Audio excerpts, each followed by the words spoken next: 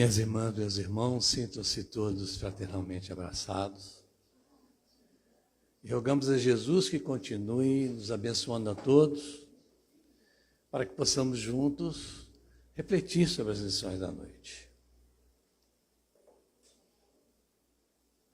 Esse cabo, por vezes, ele está... Viste? Foi. Bom, aí está o nosso tema. Dentro de casa, o nome dele é livre-arbítrio e consciência. Na intimidade do lar, porque quem tem nome grande em casa sempre tem um nome menor. Então, o nome desse estudo é livre-arbítrio e consciência, mas nós desejamos, no título, trazer já uma ideia da correlação que pretendemos estudar entre livre-arbítrio e consciência. Eu gosto sempre de contar um pouco a história do tema, né? Todo tema tem uma história. Esse estudo, na verdade, ele tem referência num estudo que nós fizemos já há uns 4 anos atrás, cujo título era Livre-arbítrio e Vontade.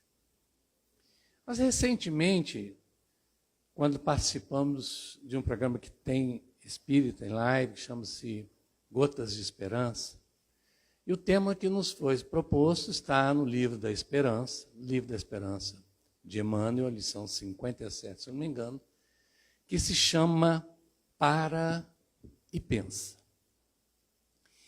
E essa lição, especificamente, ela nos recomenda a atenção ao cuidado de pararmos e pensarmos antes de agir. E esse tema nós fizemos o estudo e começou esse tema a ficar reverberando em nossa mente.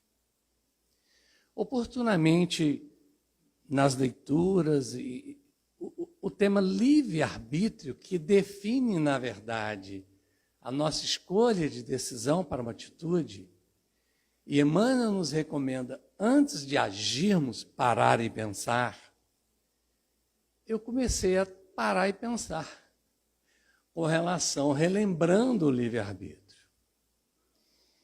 E Leon Denis nos é a inspiração desse estudo nesse livro, O Problema do Ser, do Destino e da Dor. Um livro maravilhoso.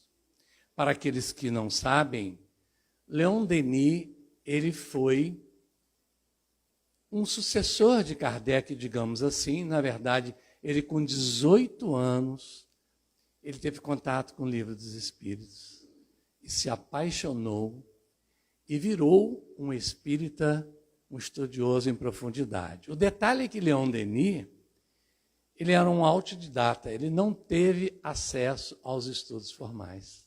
Ele sempre estudou como autodidata. Leon Denis era o espírito preparado para, caso Kardec não conseguisse dar curso à obra que lhe foi responsabilizada, esse espírito faria o trabalho. Tanto que as obras deles têm um alinhamento conceitual, temático com as obras de Kardec. E o problema do ser, do destino e da dor, mais do mundo invisível, trazem a correlação com o Livro dos Espíritos, porém ampliado em alguns aspectos. E na passagem final, na terceira parte deste livro, que eu sou apaixonado nessa parte, ele trata das potências da alma.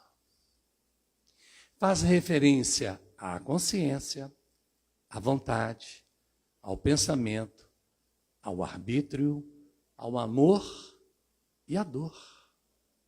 A dor enquanto potência pela capacidade de nos sensibilizar e de nos chamar à consciência.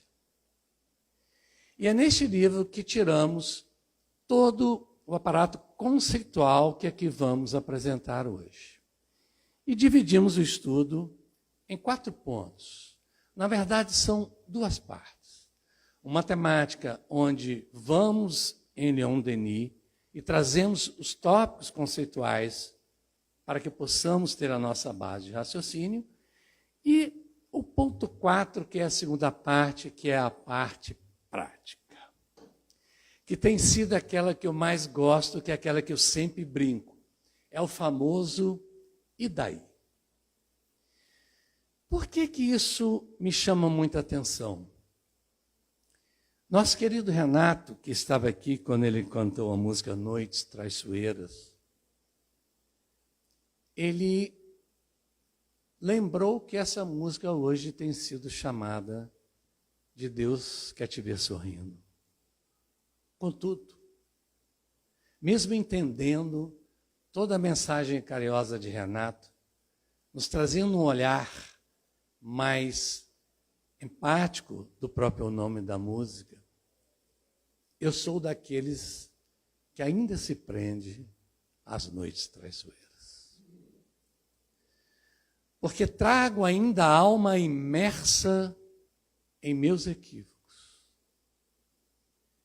Nos momentos em que usei o arbítrio de forma equivocada, não usando amplamente a bênção que Deus nos concede a todos, que chama-se consciência. E aí estamos articulando os temas. Então, me encontro ainda com plena necessidade de viver as noites traiçoeiras para que eu desperte uma capacidade de superar meus limites, superar meus equívocos e fazer merecer o sorriso que Deus deseja que eu estampe em minha alma. Por isso que a parte prática ela me chama muita atenção. Eu, que sempre fui e sempre gostei do lado teórico, quando eu estudo, eu amo fazer toda a questão da concepção teórica, das relações, das ideias, mas sem a prática, sem transformarmos isso em realidade, tudo aquilo que aprendemos é como uma névoa que se dissipa ao sol da manhã. Então, nessa segunda parte, vamos trabalhar.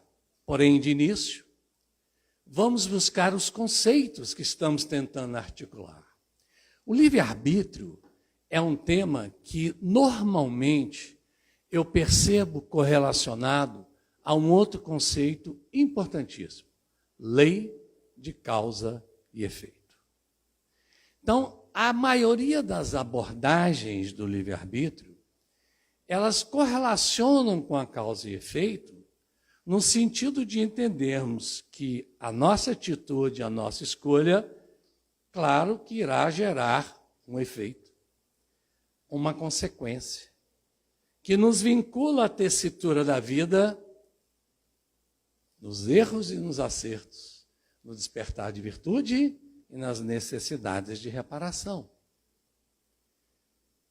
Nosso objetivo difere um pouco desse ponto. Não estamos esquecendo a questão da consequência da lei de causa e efeito, mas queremos antecipar ao uso do arbítrio e pensar no quanto a consciência afeta o nosso exercício do arbítrio. Então, nós vamos começar vendo o que é consciência. E, referenciado por Leon Denis, é o centro espiritual do ser,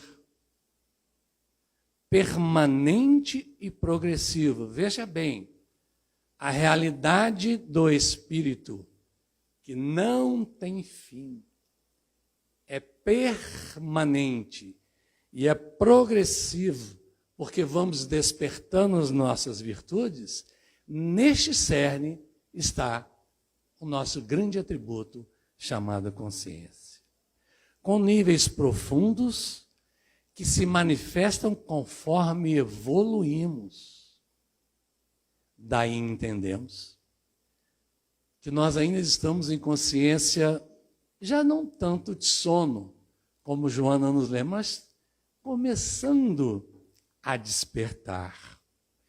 E é atribuída à consciência o sentido de que é a percepção íntima de si mesmo. Leon Denis nos explicando. A luz interior que permite discernir entre o bem e o mal, entre o certo e o errado. Então, antes de qualquer escolha, de qualquer exercício de arbítrio, o para e pensa é, na verdade, um chamado à consciência. Então, nós temos que assumir a consciência.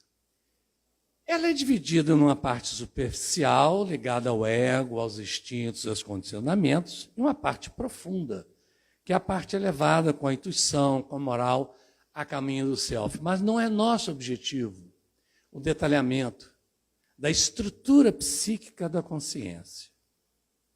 Relatei aqui porque Leon Denis faz referência, e é bem mais profundo, não do que Leon Denis fala, porque ele é preciso, mas é bem mais detalhado. O que nos importa, sim, é entender que a consciência é essa luz íntima que nós temos e que nos faz discernir o que é certo do que está errado.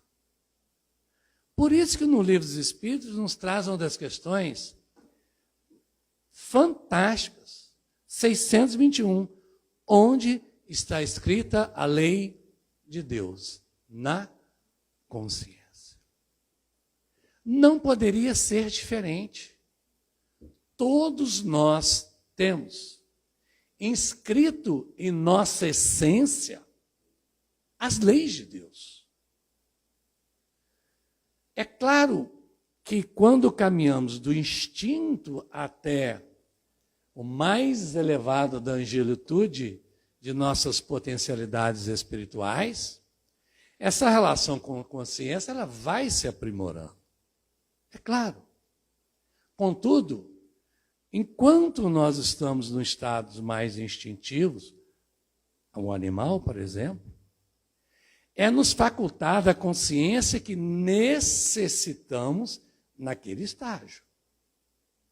E vamos evoluindo, ampliando as nossas consciências através da percepção de uma lei divina que está dentro de nós e da lei divina que se manifesta nas experiências que temos de ação no mundo. Então, a nossa ação no mundo vai nos despertando para compreendermos como são as leis de Deus.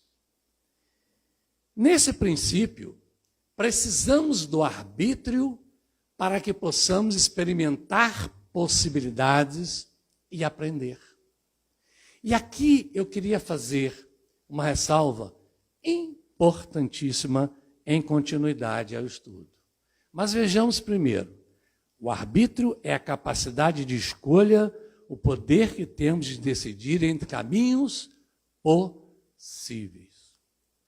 Nosso estágio evolutivo ainda nos pressupõe uma visão de caminho entre o certo e o errado.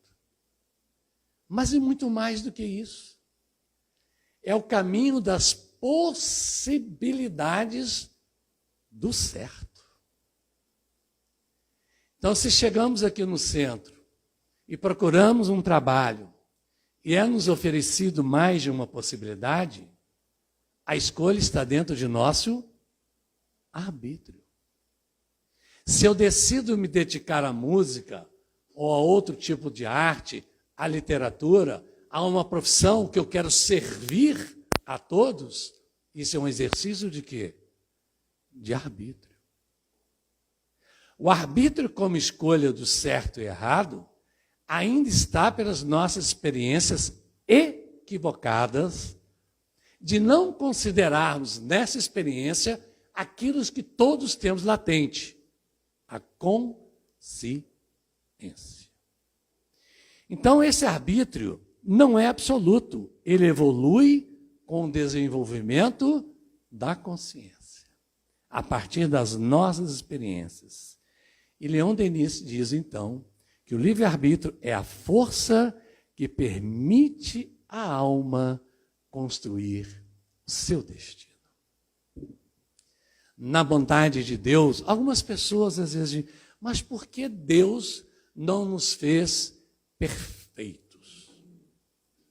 Há aí uma questão que não vamos aprofundar, mas só vamos dar uma pincelada, é que no tempo de Deus, não é isso? A nossa experiência num tempo não é absolutamente nada. E a percepção que temos do tempo, que nos dá a capacidade de experimentar possibilidades, nos ensina a perceber uma lei de Deus que já está na nossa consciência.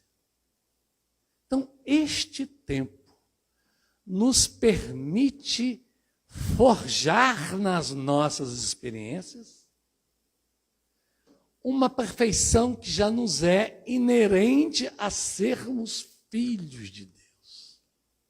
Por isso que muitas vezes alguns espíritos nos referenciam perfectíveis, pois no tempo despertamos a nossa perfeição. E qual é o caminho para isso? É essa relação consciência-arbítrio. Amplio a consciência, melhoro o meu arbítrio. Melhoro o meu arbítrio, amplio a minha consciência. E nessa dialética dos atributos da minha própria alma, com o exercício da vontade, do pensamento que nos faz interagir, seja no plano material, seja no plano espiritual. Porque tudo que elaboramos no plano material, antes nós pensamos. E no exercício do aprendizado da percepção pela dor, pelo amor, estão aí as 6 virtudes. Nós vamos despertando o ser lucigênito que somos, ainda obscurecido pelas sombras que criamos. Mas, na misericórdia divina, a luz já nos é inerente. E esse despertar lucigênito é uma questão de tempo. E este tempo é definido por nossas escolhas. Aí o arbítrio entra. Por isso, ele permite à alma construir o seu destino. Então, nosso arbítrio está presente em cada pensamento que temos, cada palavra que falamos e cada ação que optamos por fazer ou não. Guardem isso. Vamos precisar disso daqui a pouquinho. Então, o arbítrio está no que pensamos, no que falamos e no que agimos. Como eles se relacionam, então, livre-arbítrio e consciência? Bem, o livre-arbítrio é a liberdade de agir, e a consciência é o farol que ilumina o caminho. Então, a consciência, ela vai nos iluminar um campo de escolha, e o arbítrio é o dom que Deus nos concede de esculpirmos a nós mesmos através de nossas experiências enquanto espíritos. Sejamos encarnados ou sejamos desencarnados. Então, sem consciência, o livre-arbítrio pode ser mal utilizado. Pode gerar sofrimento, culpa e desequilíbrio. Já com a consciência desperta, o arbítrio torna-se ferramenta de crescimento e realização espiritual. Então, a abordagem aqui, ela acrescenta um aspecto. Não é mais aquela abordagem da consequência do arbítrio. É a abordagem da consequência do uso da consciência, que imprime no meu arbítrio as escolhas adequadas, pertinentes, necessárias ao meu despertar espiritual. Tudo é uma questão de consciência. Trabalhamos para despertar a consciência. A dor nos chama a um despertar de consciência. E o arbítrio nós vamos moldando as nossas experiências a esta necessidade que todos temos. Ninguém consegue fugir a isso. Por algum tempo, aqueles que já conhecem na obra de André Luiz, os espíritos em estado ovoides, quem não conhece, não se preocupe se portar, mas são espíritos que é como se eles se fechassem e passassem um período quase que sem capacidade de agir. Por isso que é ovoides. Eles se fecham em si mesmos, mas eles pensam, sonham, sentem. E algum dia uma alma bondosa, carinhosamente, concede-lhes um afeto e um amor, que eles voltam a despertar e continuar essa caminhada. Cada escolha nossa, vejamos só, pode nos aproximar ou nos afastar da nossa essência divina. E se concebemos que a maior percepção que nós podemos, na verdade, a meu ver, há duas formas, três, de percebermos Deus muito fortemente. A primeira é no cosmos, que eu sou apaixonado. Vocês vão ver que essa imagem aí atrás, escolhida para trabalhar livre-arbítrio e consciência, é o cosmos. Eu sou absolutamente apaixonado nas estrelas. Mas a outra forma também de enxergarmos Deus é olhando um para o outro. É no amo ao próximo como a ti mesmo. Ama a Deus sobre todas as coisas e ama ao próximo como a ti mesmo. Mas como eu digo que todo é ti mesmo, eu encontro Deus em mim. Na luz plena que eu sei que eu sou. Ainda aquela chaminha. Para quem é que tem que ficar ali soprando? Vai pensar, porque está obscurecido pelas sombras das minhas escolhas equivocadas. Mas, invariavelmente, um dia todos nós seremos anjos. Como nos diz a música. Então, quanto mais evoluímos, mais ampliamos o nosso campo de escolha. E mais refinamos os nossos critérios de escolha. Assim, a consciência é o critério, o livre-arbítrio é um movimento de escolha. Por isso que os espíritos bem mais evoluídos, eles têm a capacidade de agir nas forças do universo e auxiliar o Criador na criação dos mundos. Em toda a regulação dos fenômenos naturais. Porque lhes é facultada uma consciência mais ampla e a capacidade de perceber as forças telúricas e as forças internas e externas do núcleo ou de qualquer coisa, da quântica, não importa, é a capacidade de movimentar a criação divina e atuar nela como co-criadores. E co-criadores nós somos, todos. Qualquer que seja a nossa atitude, por menor que seja, nós estamos afetando a nós mesmos, aos próximos e ao cosmos. Então é muita responsabilidade. Diante, então, dessa conscientização, nós procuramos trazer uma parte que se aproxima da gente. Para falarmos um pouco de escolhas, nós vamos traçar, então, 10 reflexões tiradas a partir do estudo, da publicação do livro de Leon Denis, mas traduzindo-as para a nossa proximidade. Só que antes, eu desejo voltar naqueles 3 pontos do livre-arbítrio. Pensar, falar e agir. Nós temos, olha, estar encarnado é uma bênção. Ah, mas tem o peso da matéria. Não tem o peso se nós fazemos com que ela nos seja pesada. Não é isso? Enquanto encarnados, nós temos a capacidade até de perceber o que vamos pensar. Sabia disso? A gente sente... Quem é que não sente quando é que um pensamento está chegando meio atravessado? Não sente? É interessante que a gente sente no corpo. A relação mente, perispírito e corpo, você começa a pensar uma coisa, a gente o quê? Opa, sente. Então, antes de pensar, a gente tem um arbítrio de escolher para onde a gente vai botar o pensamento. Mas vai lá, pensou bobagem. Depois, o que a gente faz? Pensou, o que a gente faz? A gente fala. Antes de falar, a gente pode usar o quê? O arbítrio. Aí a gente fala. Aí depois de falar, o que a gente faz? A gente age. Antes de agir, nós podemos usar o quê? O arbítrio. Esse item 4 que eu coloquei aqui é o arbítrio ou não de dar atenção às influências. E não é só de desencarnado, não.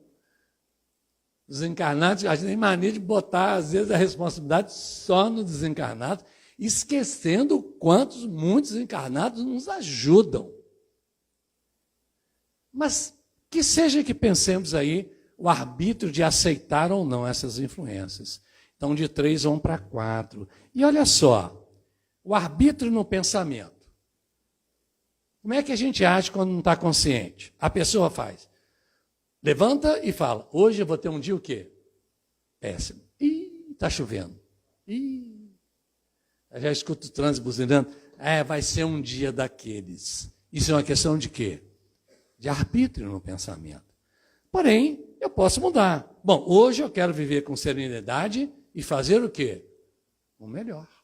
Está chovendo, o pessoal está buzinando. Ok, então hoje eu vou ser mais cuidadoso. Vou andar com mais tranquilidade. Vou ser mais respeitoso no trânsito. Pensando, isto é arbítrio, minha gente. Precisamos arbitrar nossas decisões no pensamento que a gente acha que é um pensamento pequeno, mas é um pensamento que está intervindo no mundo, e na ação, em meio ao conflito. Você sempre estraga tudo. Não é isso? Não vem não, você só fala bobagem. Já vai estragar meu dia. Nós falamos de uma forma absolutamente não consciente das consequências. Por que não, então, falar assim? Respirar. Vamos conversar. Eu estou me sentindo sobrecarregado. Está muito difícil. Queria resolver isso com calma. Ou vamos conversar. Agora está difícil. Pode ser outra hora. Gente, isso é escolha. É isso que eu queria trazer.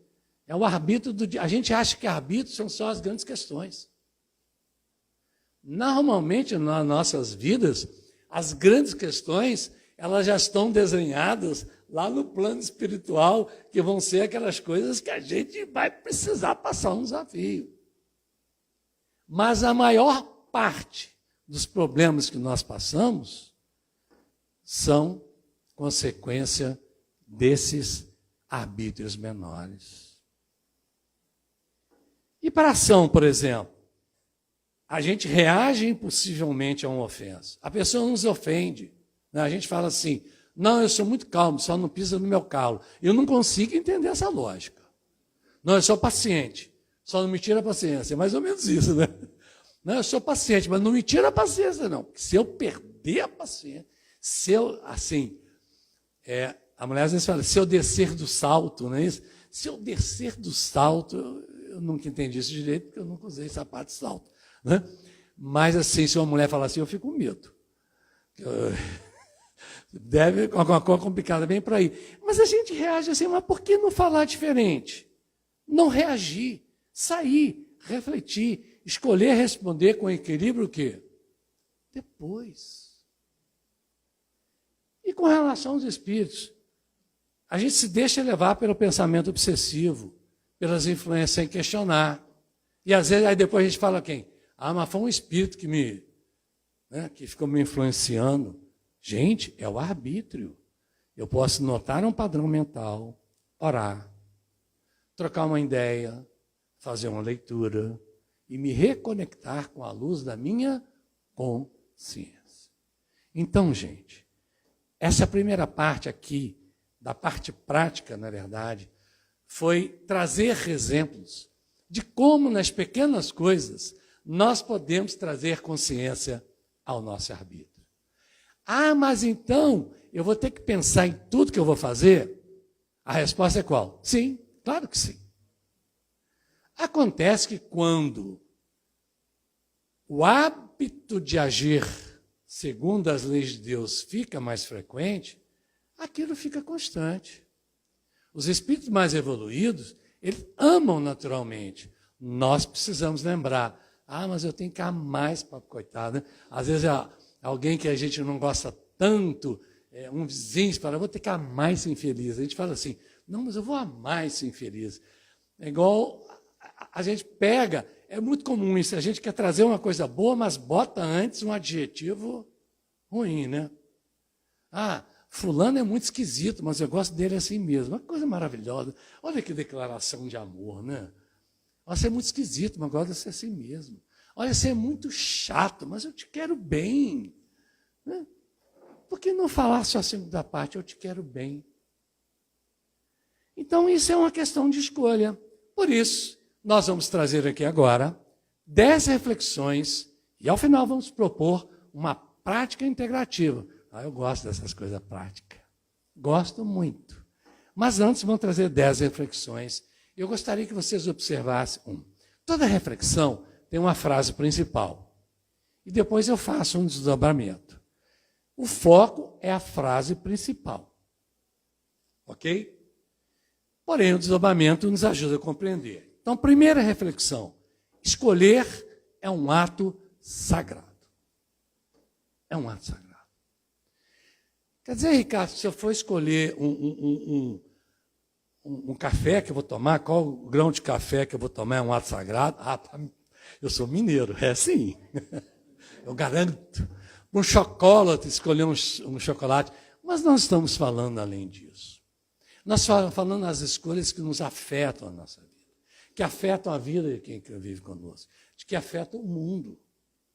Essas escolhas, elas são atos sagrados.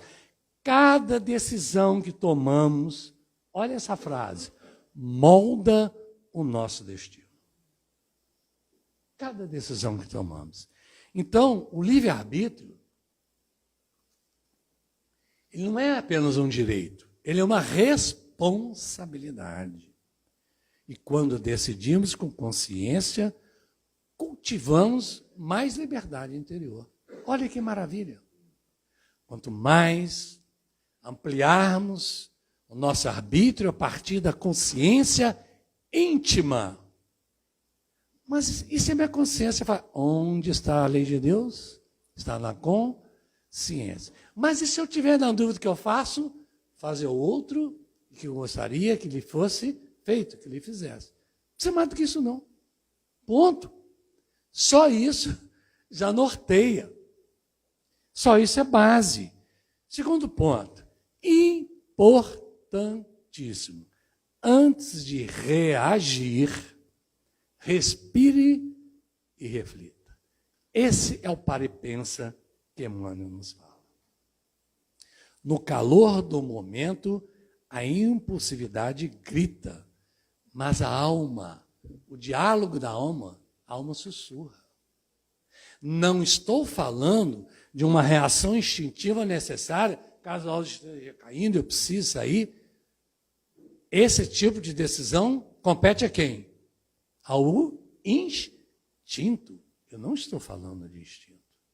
Estou falando de arbítrio de escolhas, de decisão de vida. Nesse caso, respirar fundo é abrir espaço para ouvir a consciência. Como que eu vou ouvir a consciência se eu pego um rapto emocional meu e vou no impulso reagir? Isso eu não aceito. Pronto. A consciência, o que ela fala? Bom, vai aí, resolve aí, que eu vou ficar aqui esperando para depois te ajudar a analisar o que está acontecendo. Vai lá, faz aí. Dá seu jeito aí. Depois você me chama, eu vou contigo pensar como é que a gente vai arrumar essa bagunça. É isso mesmo. Então, esta pausa nos devolve o poder de escolher com clareza. Então, primeiro, a escolha é uma coisa sagrada. Segundo, não reagir no impulso. Terceiro, olha que fantástico, nem tudo que sentimos merece virar uma ação. Não, mas eu estou sentindo, eu tenho que fazer algo. Nem tudo que eu sinto, nem tudo que eu penso, eu devo falar. Nem tudo que eu penso e falo, eu devo agir. E nem tudo que eu penso e não vou nem falar, também não devo agir. Nem tudo que eu sinto, nem tudo que eu penso, deve virar uma ação. Sentir não é o mesmo que reagir. O sentimento, ele pede escuta, mas é a consciência quem orienta a escolha. Então, eu escuto o que eu sinto. Claro, eu preciso saber o que eu estou sentindo. Eu preciso até deixar o pensamento surgir. Mas para a ação, para a fala, entre o sentir e o agir, o discernimento, o uso da consciência é o caminho. Gente, o título poderia ser o seguinte: como ser feliz em 1 segundo. É assim. No Livro dos Espíritos tem uma passagem que pergunta para eles o seguinte, né? Como é que a gente... Vou falar do meu jeito. Como é que a gente faz para mudar? O que os Espíritos dizem? Basta ter o quê? Vontade. A vontade é a escolha, que é um dos atributos da alma, assim, eu quero. Ah, mas eu tenho um hábito estabelecido. Tudo bem, eu não deixo de entender isso. Claro, tanto que na psicologia a gente lida absolutamente o tempo todo em atendimento com os hábitos, com os pensamentos recorrentes, com as coisas mais profundas, com os traumas. Claro que a gente olha isso com carinho. Porém, a consciência deve se ampliar para nos ajudar na escolha. E dentro dessa escolha, silenciar também é escolher. Eu escolho ficar calado. Isso é tão importante que até na justiça é importante. Ó, você tem o direito de permanecer o quê? Calado. Ponto. Porque a consciência profunda, ela fala mais alto quando a mente se aquieta. O silêncio não é omissão. O silêncio é uma escuta o quê? Interna. Mas, melhor dizer, e só faz sentido se isso também nos convida a uma reflexão. Não estou falando o silêncio daquele que ignora o que o outro está falando, né? A pessoa chegar em casa, hoje eu aprendi que silenciar é escolher. A esposa, mas existe isso, vou silenciar. Mas existe aquilo, o silêncio é uma escolha. Só faz sentido se for uma escolha de um diálogo o quê? Interno. Perfeito? E se houver necessidade, mediante um conflito, e você não sabe o que responder, nas relações do lar, eu vou ter que contar até uma minha técnica, eu nunca explicitei, vou contar aqui na frente da minha esposa, olha lá, ela vai saber hoje. Você sabe qual é a técnica? Quando você estiver assim na dúvida e a esposa chega, faça isso, você fala, não. E ela olhar, se ela olhar para você e falar assim, não, você fala, não sei. Mas não sabe, não sei dizer não. É claro que é assim. Está resolvido. Esse teste era em 3 etapas. Você testa o não. Não. Olha a reação.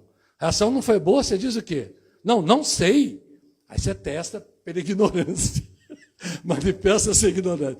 Se não aceitar a sua ignorância, você concede a concordância com uma dialética complexa. Não sei dizer não.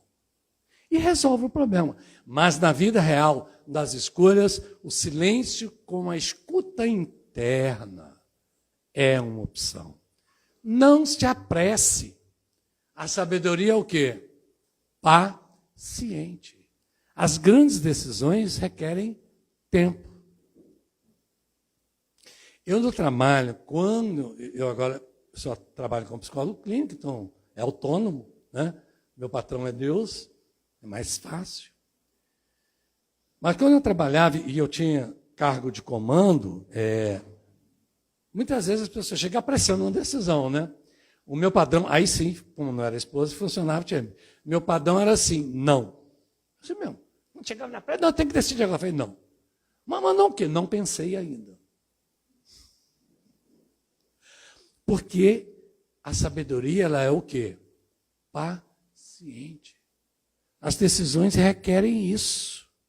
E parar para pensar, então, é um ato de lucidez espiritual. A gente para chamar quem? A consciência. E se a mente está turva, qual é o caminho? A prece. O diálogo com pessoas que tenham lucidez, conversar com o ente amado, conversar com o pai, com a mãe, com o irmão, com o amigo, para que a gente consiga pensar. Às vezes a gente precisa, sim, ouvir outras vozes, mas a decisão tem que ser absolutamente de quem? Nossa. Pensar no outro também é um ato de liberdade. Não há como exercer o arbítrio esquecendo o próximo. Tudo que eu faço eu tenho que pensar qual é a consequência para o outro. E na maioria das vezes nós não pensamos nem consequência para o mundo. Sem desejar manifestar qualquer senso de superioridade. Porque, por vezes, pessoas que agem assim, eu não as conheço, mas às vezes eu vejo gente, baixa o vidro do carro e pega uma lata e joga para fora. Eu fico olhando. Meu Deus, pode estar passando uma criança, pode estar passando um carro, joga lixo no chão. Mas nós fazemos isso com a palavra. A gente abre o livro, o vidro, e soltam uma palavra desagradável. Ou fecha o vidro para ninguém ouvir e fala para quem está do lado. Uma palavra. Então, pensar no outro. O que eu faço? Qual é a consequência? São regras simples de uso da consciência no arbítrio. Você sabe o que essas regrinhas, que parecem todas elas nos trazem? Duas coisas. Vamos pensar aqui e pensar para lá. Condições de escolher no sentido de despertar o espírito. E no nosso caso, condição de diminuir as noites traiçoeiras. E sermos capazes de perceber em nossa vida que, de fato, Deus nos quer sorrindo. Contudo, o legado do sorriso que podemos trazer para cada um de nós não pode estar atrelado a um legado de lágrimas que eu cause em outra pessoa. Não pode. Não posso. Minhas noites traiçoeiras certamente encontram reverberação em quantas vezes eu causei trovoadas, chuvas, ventania, na vida de outros corações, que muitas vezes já não são próximos e nem obrigatoriamente precisam estar. Mas nós precisamos superar este caminho. E aqui nos é facultado, através do trabalho do bem, resgatarmos os equívocos no exercício da prática fraternal. É uma escolha. Por isso que os Espíritos nos dizem, quando estamos efetivamente no trabalho do bem, é nos dado, sim, uma proteção diferenciada. Ah, mas acontece isso, acontece aquilo. Sim, estou dizendo que há um carinho, mas nós temos os desafios para passar. Mas muito nos é minimizado. Nós não temos condições de imaginar o que outros irmãos de outras denominações cristãs gostam de falar, um livramento. Quantas vezes nos é dado um livramento? Numa condição simples da escolha de fazer o bem. Não que façamos o bem com... Ó, senhor, eu hoje distribuí 10 cestas. Eu estou querendo no mercado, me ajuda a comprar 10 quilos. Não funciona assim. Porém, quem rege isso, quem controla isso, são os princípios das leis naturais.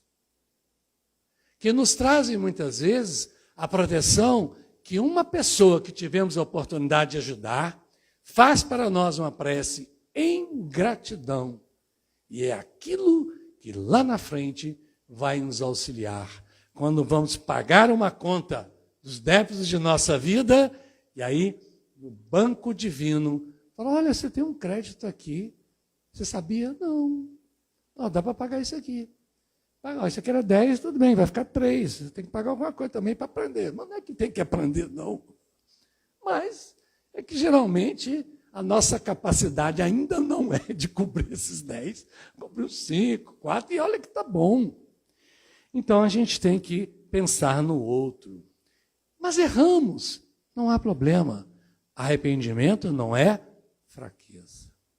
Então nas nossas escolhas, quando a gente vai ao exercício do arbítrio e lembramos das escolhas passadas, todos erramos.